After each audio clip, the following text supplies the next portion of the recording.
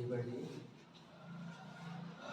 Good morning dear friends, स्वागत है आपका at red Bhardwaj Gurukul channel पे।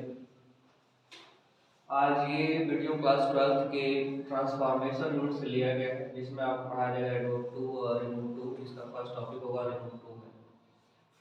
सबसे पहले हम जान लें ट्रांसफॉर्मेशन होता क्या है। देखिए नेस्फील्ड ने इसको डिक्लेरेशन करते हुए कहा है ट्रांसफॉर्मेशन ऑफ सेंटेंस में कि वाक्य की एक ऐसी अवस्था जिसके अर्थ को बिना बदले किसी दूसरे भाव में लिख देना ट्रांसफॉर्मेशन कहलाता है। यानी अर्थ बदले बिना सेंटेंस का स्वरूप बदल जाए उसे हम ट्रांसफॉर्मेशन कहते हैं। उन्होंने डेफिनेशन दिया था नेस्फील्ड ने, to transform a sentence is to change it from one grammatical form to another without altering its sense.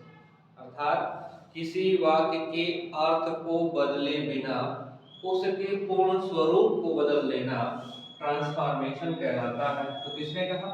Nesfield ने कहा।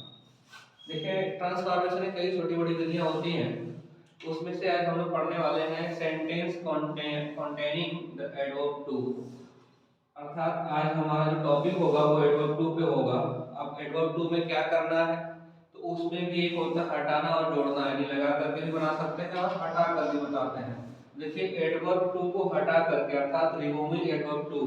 अब किसी सेंटेंस में एडवर्ब टू दो रूपों में देखने को मिलता है। एक स्ट्रक्चर होता है एडवर्ब टू रहता है plus adjective plus infinitive to. दूसरे स्ट्रक्चर में आपको देखने को मिलेगा एडवर्ब टू प्लस एडजेक्टिव। तो आज हम पहले वाले स्ट्रक्चर पे चर्चा करेंगे, जिसमें जिसके वाक्य में देखने को मिलेगा adverb too plus adjective plus infinitive to. अब इसको हटाने की कई सारी विधियां हैं, जिसको शॉर्टकट में एज ए ट्रिक के रूप में लिखा गया है। जैसे सबसे पहला स्टेप होता है कि एडवर्ब टू के स्थान पर किसी भी दी हुई सेंटेंस में अगर एडवर्ब टू होता है तो उस एडवर्ब टू के स्थान पर हमको क्या लिखना होता है? शो कर देना होता है। फिर एडवर्ब टू के बाद दिया हुआ जो एडजेक्टिव रहेगा उस एडजेक्टिव के लिखने के बाद हमको एक कंजंक्शन दैट के रूप में प्रयोग करना होता है। ठीक है, एडवर्ब टू को हटा के सो लिखेंगे, एडजेक्टिव के बाद दैट का प्रयोग करेंगे। तीसरा स्टेप कहता है first class according to first class, यानी पहले क्लास के आधार पर यानी सेंटेंस का जो सब्जेक्ट होगा उस सब्जेक्ट के आधार पर हम दैट के बाद ही सी इट दे यू में से किसी एक का प्रयोग करेंगे। जो सब्जेक्ट होगा, अगर सब्जेक्ट आपका मान लीजिए राम हुआ तो राम के अकॉर्डिंग ये आपका ही हो जाएगा, सीता हुआ तो सी हो जाएगा, निजी हुआ तो इट हो जाएगा, बहुत सारे होंगे तो दे एंड यू होगा तो यू हो जाएगा। ठीक, कोई दिक्कत? फिर सेंटेंस में आता है इंफिनिटिव टू। इंफिनिटिव टू को दो रूपों में बदला जाता है, एक कैन नॉट में और एक कुड नॉट में। कब बदलते हैं कैन नॉट कुड नॉट में? तो जब सेंटेंस हमारा प्रेजेंट टेंस में होगा तो जो इंफिनिटिव टू रहता है वो कैन नॉट बदल जाएगा। कब? प्रेजेंट टेंस में रहने पर। सेंटेंस अगर प्रेजेंट टेंस में होगा तो इंफिनिटिव टू कैन नॉट बदलेगा, और अगर सेंटेंस हमारा पास्ट टेंस में होगा तो कुड नॉट बदलेगा।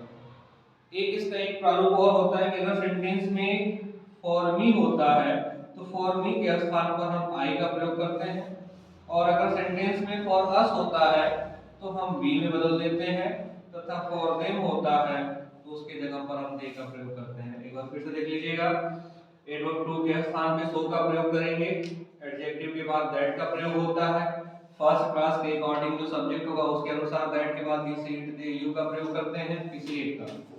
फिर जो दिया हुआ इंफिनिटिव टू रहेगा उसको कैन नॉट या कुड नॉट में, अगर सेंटेंस प्रेजेंट टेंस का हुआ तो कैन नॉट में, अगर सेंटेंस पास्ट का हुआ तो कुड नॉट में। सेंटेंस में अगर for me for us for them आते हैं तो फॉर मी को आई में, फॉर अस को वी में, फॉर देम को दे में परिवर्तित कर देते हैं। एग्जांपल थ्रू अगर समझना हो तो यहां देख लीजिए, जैसे एक सेंटेंस लिखा हुआ है he is too old to run. देखिए यहां पर आपका एक एडवर्ब टू है और ये आपका इंफिनिटिव है, और ये जो बीच में है ये एडजेक्टिव है। अब ट्रांसफॉर्मेशन में रिमूव टू हम कैसे हटाएं, तो किस प्रकार से चेंज करेंगे?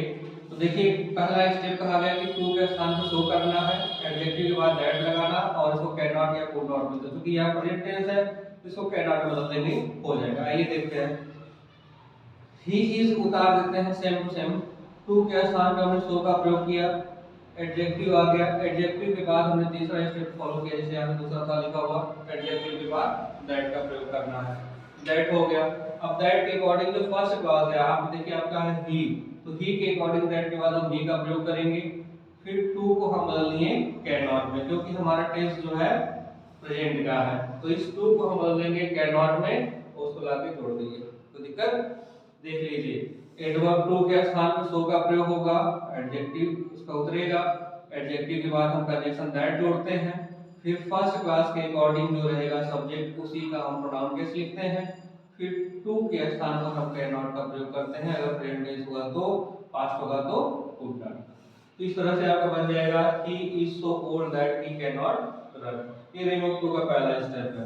अगर दूसरे तरह समझना होगा, she was too old to work hard लिखा हुआ है, तो सी वाज टू की जगह हमने प्रयोग कर दिया सो, ओल्ड पहले वाला है, फिर कंजक्शन लगाते हैं दैट, फिर फर्स्ट क्लास के अकॉर्डिंग हमने लिखा है सब्जेक्ट सी, फिर टू को बदला है टेंस के अकॉर्डिंग, क्योंकि ये पास्ट टेंस है तो हमने इसको बदल दिया इस बार कुड नॉट में, फिर पूरा वाक्य लाके जोड़ देते हैं वर्क हार्ड।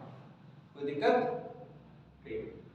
तीसरे में देखिए लिखा हुआ the tree is too high for me to climb. The tree is, यहाँ से पूरा कॉपी कर लेते हैं, एडवर्ब टू मिल गया, टू के स्थान पे हमने सो लिख दिया, फिर एडजेक्टिव आपका हाई हो गया, कंजक्शन दैट लगा दिए।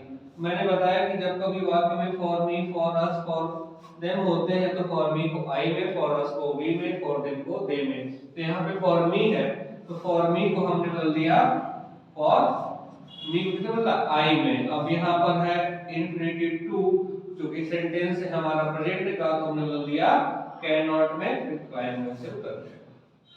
तो ये बन जाएगा आपका the tree is so high that I can not climb. फिर इसी प्रकार से यहाँ पे लिखा है the tea is too hot for me to drink it. तो यहाँ देखिए the tea is adverb too के स्थान पे हमने लिख दिया सो, एडजेक्टिव आ गया हॉट, सॉरी एडवर्ब एडजेक्टिव कह सकते हैं, the tea is too hot, फिर कंजक्शन जोड़ दिए दैट, फॉर मी के स्थान पर हमने फिर से प्रयोग कर दिया आई, टू को हटाया, सेंटेंस हमारा प्रेजेंट टेंस का है, फिर से कैन नॉट का प्रयोग किए, पूरा वाक्य लिख दिया। कोई दिक्कत? ठीक है, चलिए इसको आप लोग अपना स्क्रीनशॉट ले लीजिए और यहाँ से ये जितना है ट्रिक टाइप में इसको आप लिख लीजिए, कॉपीराइट कर लीजिए।